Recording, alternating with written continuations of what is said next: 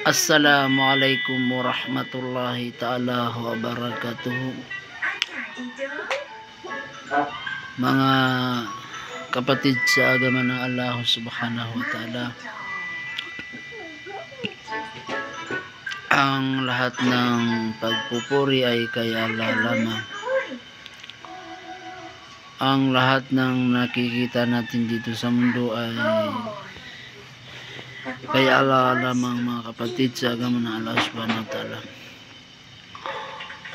Mga kapatid sa agama ng Allah subhanahu wa ta'ala, ang ating bibigyan ng discuss ngayon yung mga kabilang sa libingan. Yung sa libingan ay mga kasama sa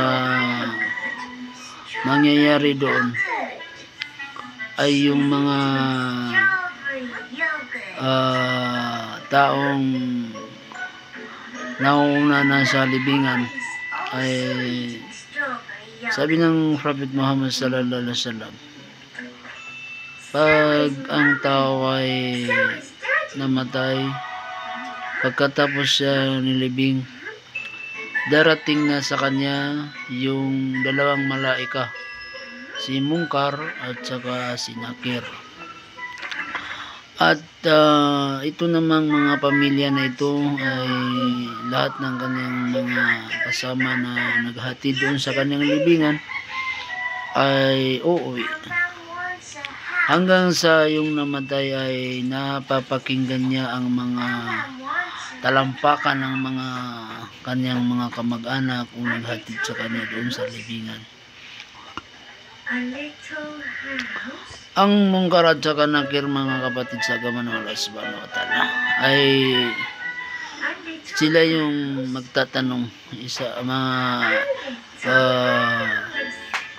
kasama sa pinag-utusan ng Allah subhanahu wa ta'ala na magtatanong sa mga namayapa o doon sa nangamatay doon sa libingan. At ang unang-unang itatanong ng Munkar at saka si Nakir ay yung sambayang natin. At yung sambayang natin, siya yung haharap sa kanila. Tanungin ng ating sambayan, kasi yung sambayang natin ay magkakatawang isang malaika, magaan yung malaika. Tanungin niya yung Munkar at saka Nakir kung ano ang kanilang sadya, at itanong nila at sabihin nila ay tatanungin namin ng tao na yan kung siya ay nagsasambayan. Sabi ng ating sambayang na nagkataong malaika or nag-anyong ay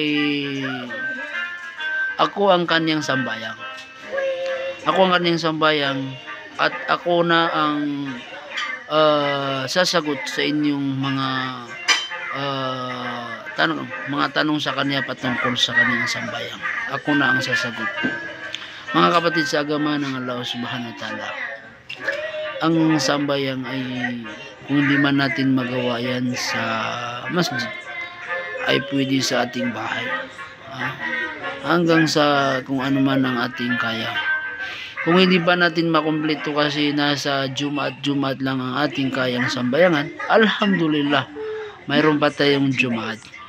Baka balang araw makaya din natin. Pero kung may mga bakante tayong oras na wala naman tayong ginagawa, kung sa duhur bakante, itayo mo yung duhur. Kung mabakante naman yung asar, alas 3, itayo mo naman. Kasi hindi natin makakaya yung kagustuhan ng Allah. Ang Allah lang nagtataufik sa tao.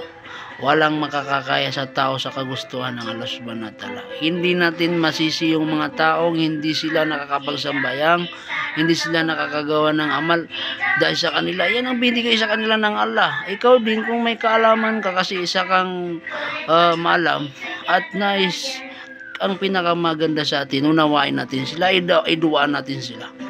Kasi diyan kanilagay ng Allah subhanahu wa ta'ala sa ganiyang pamamaraan. o doon sila nilagay ng Allah subhanahu wa ta'ala. Alhamdulillah kung tayo ay nakakapagsambayang kasi binibigyan tayo ng Allah ng taufik. At iduwa natin sila. Alhamdulillah. Yung mga kapatid ko din, kung ano lang makakaya nyo, yun lang ang gawin nyo. Hanggang sa dumating yung punto na inshallah ibigay sa atin ng Allah na kung hindi natin makumpleto kasi nasa Jumat pa lang tayo, baka pagdating ng panahon makumpleto natin ang sambayang. Alhamdulillah. Assalamualaikum warahmatullahi wabarakatuh.